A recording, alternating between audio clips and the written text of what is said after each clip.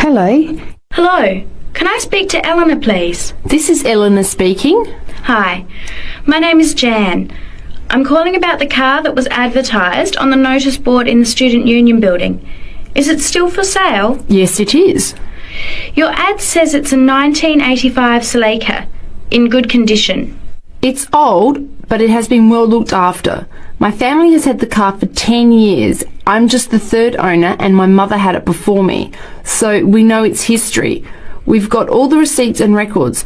It's had regular maintenance and the brakes were done last year. It runs really well but looks its age. Why are you selling it, by the way? Well, I'm going overseas next month to study. I'll be away for at least 2 years, so I have to sell it. Unfortunately, it's been a good car. You want $1,500, is that right? I was asking $2,000, but since I need to sell it quickly, I've reduced the price. Would you like to come and take it for a drive? I don't live far from the university. Yes, I'd like to have a look. What time would suit you? Any time this evening is fine. Well, I finish classes at 6 o'clock. How about straight after that? Say 6:30? Great, I'll give you directions. When you leave the main gate of the university, turn left on South Road and keep going until you get to the Grand Cinema. Take the first right, that's Princess Street. I'm at number 88 on the right. So it's 80 Princess Street? No, it's 88 Princess Street and the suburb is Parkwood. You'll see the car parked in front. It's the red one with the for sale sign on it. Okay, thanks Eleanor. I'll see you later. Bye. Before you hear the rest of the conversation, you have some time to look at questions 7 to 10.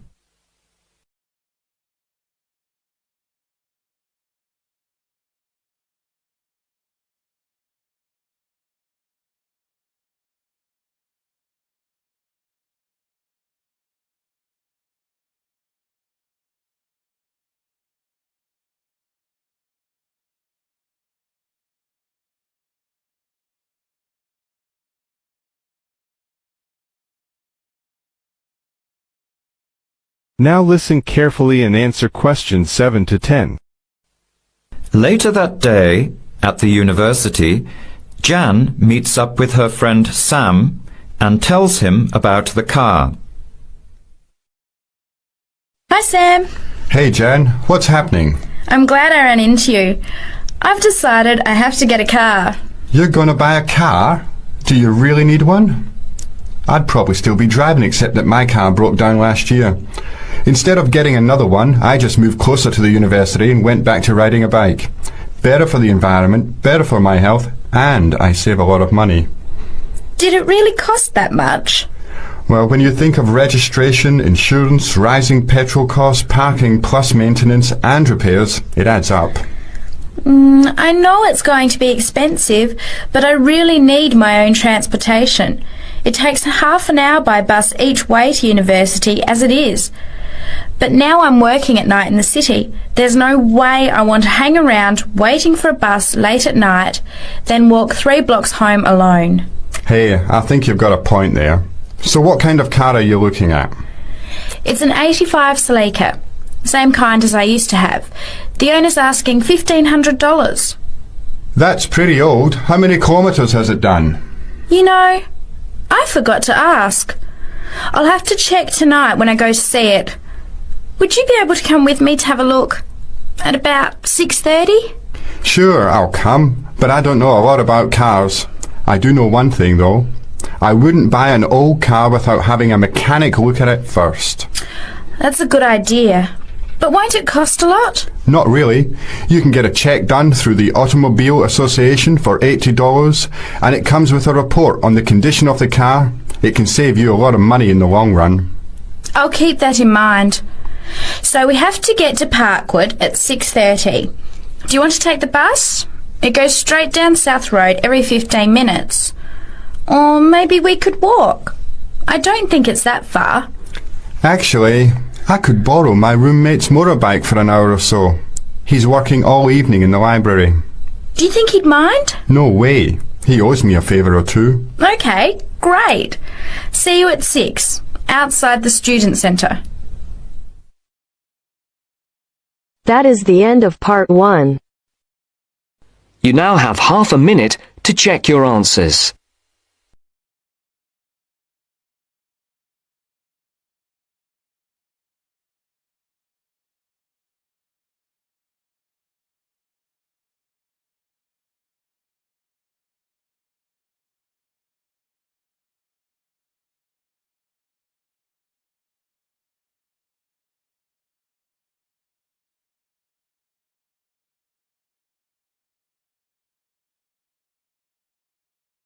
Now turns to part 2. Part 2. You will hear some students talking about an assignment. First, you have some time to look at questions 11 to 15.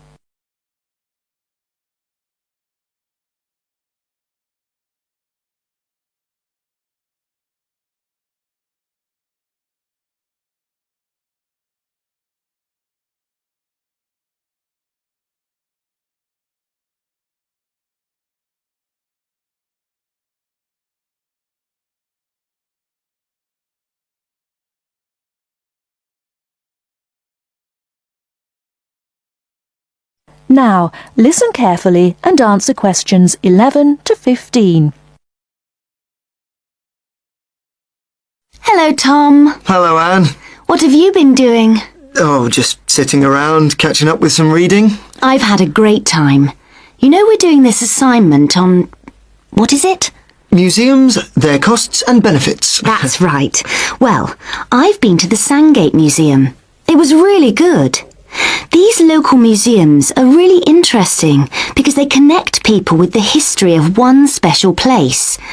We all know about kings and emperors and battles and wars, but local museums tell us about the everyday lives of ordinary people, and that's why they are so important. I'm not so sure about that. I think they are of interest, but they're so small that they can't give a true picture. They do their best. I don't really agree. They do give a true picture, but perhaps not a full picture. It's the truth, but not the whole truth. I think the smallness is the number one problem. Because they're small and local, they attract few visitors. That's why they have so little money. And because they have little money, they can't buy or maintain many really interesting exhibits. As a result, the shop is almost as big as the museum to try to raise money by selling souvenirs, postcards, sweets and so on. I think they find it difficult, but not impossible. And don't forget, they get a lot of their exhibits free from local people. There was this boat, for example, that was fantastic. Really? What was that? There was a massive fishing boat, a real one, about 100 years old, and you could walk on it and get the feeling of what fishing in those days was really like. Sounds quite good. But I've always found that these kinds of museums are a bit dingy. For example, the display cabinets are so dark that you can hardly see the exhibits, and the labels are sometimes difficult to read. Before you hear the rest of the talk, you have some time to look at questions 16 to 20.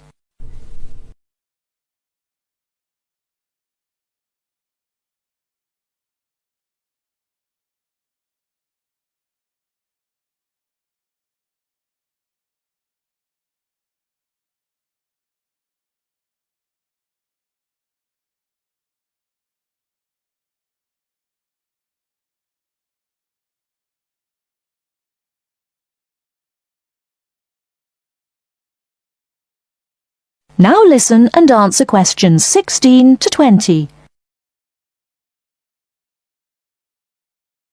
So coming back to our assignment, what we've got to decide is whether these museums should be funded by the government or just by local people. I think it depends entirely on what kind of museum it is. How do you mean? Well, take local history museums. They are small, so they won't survive without financial support. But that should come from the local authority, since only people in that area or tourists will visit it. I agree, but what about big natural history museums? Surely they should get money from the central government. Why? Children who want to learn about nature can go out into the countryside with their school teachers. They could survive from donations, and they get loads of visitors anyway. The state should spend more on science museums, since not enough people are studying science these days. I'm not so sure. But I do think a sort of museum which should not get public funds is the craft museum. Yes, like museums of cotton weaving. Yeah, which are of interest to only a very small number of people, and they should pay for it. I agree, but a working farm is a different thing again. That's something from the past of all of us, and so it's important to the local community. Kids can learn a lot too. That's the sort of thing that the local government should be spending its money on. Yes, I agree. Well, I think we've got plenty of ideas for our assignment.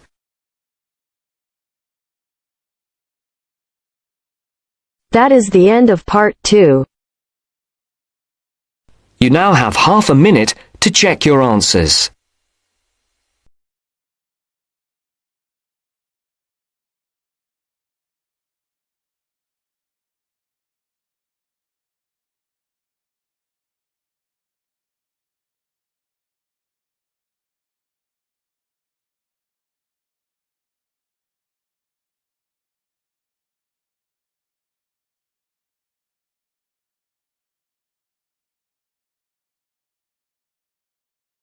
Now turns to part 3. Part 3. You are going to hear a conversation between an interviewer and a professor. First, you have some time to look at questions 21 to 26.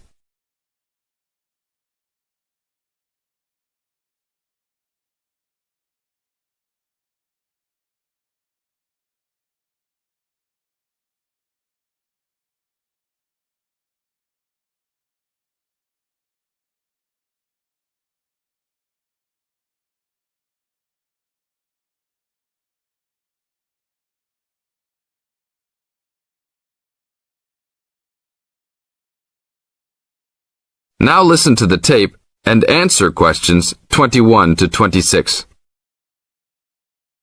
Today I'm here with Professor Nittick, who is our new university president. He has been a professor for 20 years and teaches many of the best classes on campus. I know many of you have had him as a teacher and know of his brilliance. Good morning, Professor Nittick. Thank you for stopping by the student station. Thank you for having me here. It is always great to get to meet many of the students who are involved with our school. I haven't been here since 2 years ago. Yes, I remember at that time you were still teaching every semester. 2 years later, you're only teaching every once in a while. But it seems like you are still always busy. The administration world is just as busy as the teaching world for you. How do you stay in touch with the university, even with the change in your everyday duties? I try to stay in touch with what is popular with the university students. I usually spend time with as many students as I can. They usually give me insight into what the new concerns and beliefs are for the new generation. On top of that, I try to be as youthful as I can. I consider myself to be youthful, at least for my age. So I always have a good time and try to stay young. I try my best to not just be a teacher, but also participate in university life. Interesting. So, are you still doing lots of academic work, or are you mostly concentrating on administrative affairs? Well, I mostly do administrative affairs now, but that doesn't mean that I still don't have a very deep interest in academic matters. I often visit other campuses around the world and meet other professors in my field. I learn the most by travelling and seeing the different places of the world and the different fields of thought. I even did a television programme last month in Manchester. Will you be on television any time soon then? Well, you can call the television station and see if I will be on television any time soon. Maybe I will be on the news report. I don't think it is really that significant, though. Oh, really? That sounds great. I will remember to look out for you. Let's move on. With all your busy travelling recently, how do you find time for your personal life? I try to keep my university life separate from my personal life. Sometimes it's hard to find time to just take my wife and 3 kids out for a family dinner, but usually we all manage to get together every few days. I'm taking a few weeks off next month to take my family down to South America, to Brazil for a few days. I can't wait to just sit on the beach. Wow, that sounds like a wonderful trip. Professor Nittick, could you tell the audience a little about what goes on in an average day of a university administrator? An average day? Oh, I don't think there is such thing as an average day for me. The last few weeks I've been travelling all the time. I can be in Los Angeles in the morning and in New York by the afternoon and back to Los Angeles by the evening. Sometimes I will spend the whole week at a new university, showing the new administrators the ins and outs of running a university. Sometimes I can spend the whole day in the office on the phone. So there really is no average day for me. I guess that is because I do so many different tasks. Sorry to let all the viewers down, but that is the plain truth. Now look at questions 27 to 30.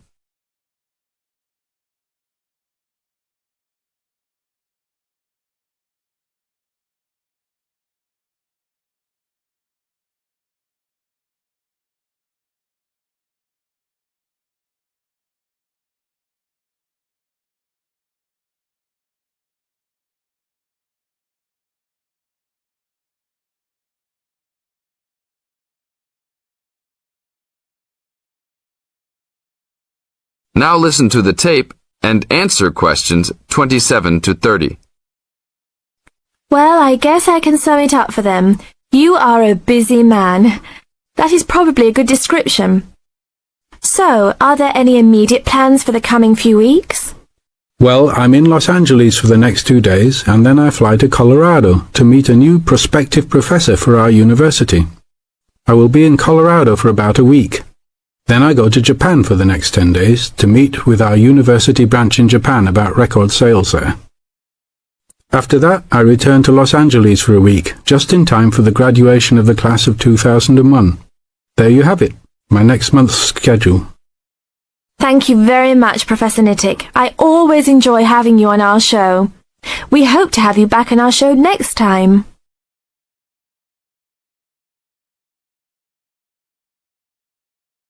That is the end of part 3. You now have half a minute to check your answers.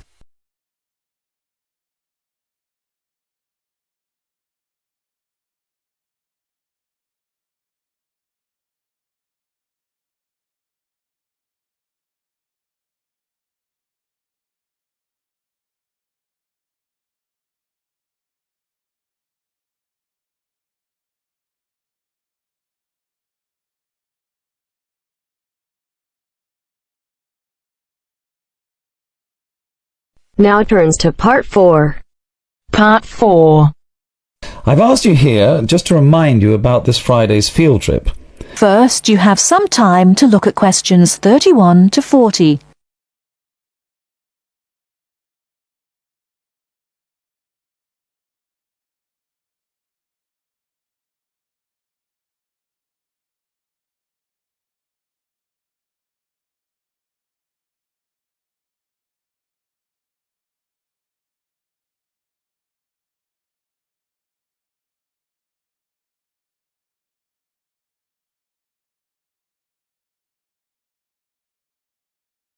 Now, listen carefully and answer questions 31 to 40. OK, I'd like to keep this meeting as brief as possible, as I'm sure we all have things to do. I've asked you here just to remind you about this Friday's field trip. This is the first of many field trips you'll be going on, so there are a few rules I'd like to make clear now. Most importantly, I want you all to remember that simply because you are leaving the college does not mean that you are not studying. This is an essential part of your course and should be treated as such. There will be 2 assignments for you to complete whilst you are there, and some extension work you will be expected to do over the weekend, so I suggest you all pay attention on the day. Moving on, remember that we are going to a salt marsh and must dress appropriately. High-heeled shoes and t-shirts are not what I consider appropriate. You need good footwear, preferably boots, and you should bring a waterproof jacket as the weather is unpredictable. It would also be a good idea to bring a change of clothes. There is a chance you will get wet, and a 3-hour return journey in damp clothes is nobody's idea of fun. We will be on the marsh from about 10 o'clock to about 4, so you will be given a light lunch. However, if you want to bring any snacks with you, then please feel free to do so, although we will be stopping for dinner on the way home. Now, this is the 4th time the college has been to Park Drive Saltmarsh, and so far we have never lost a student.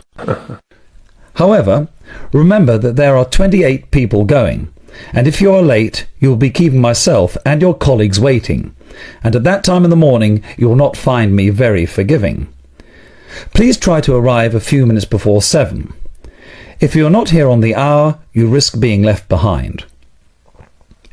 For those of you who are being collected in the evening, you can expect to be back here between 8:30 and 9 p.m. But do warn whoever may be coming for you that the traffic is unpredictable and it may well be later. Before you go, I'll hand out your assignment papers and briefly explain what you have to do. Now, on the first page, all you are required to do is identify the flora and fauna on the page and find an example in the salt marsh. As I told you on Monday, you will need a camera for this. I recommend one of those disposable cameras rather than something more valuable, as the marsh can get very dirty. Now, on page 2, you'll be looking more at the bird life on the marsh. You should be able to see what you have to do for this assignment, but there will be plenty of time on the way there to ask any other questions. Well, we'll stop there, and I'll see you all on Friday morning. Oh, before you go, just a word of caution. The plants are there to be seen and photographed only. Remember that this is a protected site, and we will have to get permission for this trip. If there are any problems, we may not be allowed to go again, and you will be spoiling the opportunity for other students. Okay, if you have any questions, come and see me later today or tomorrow.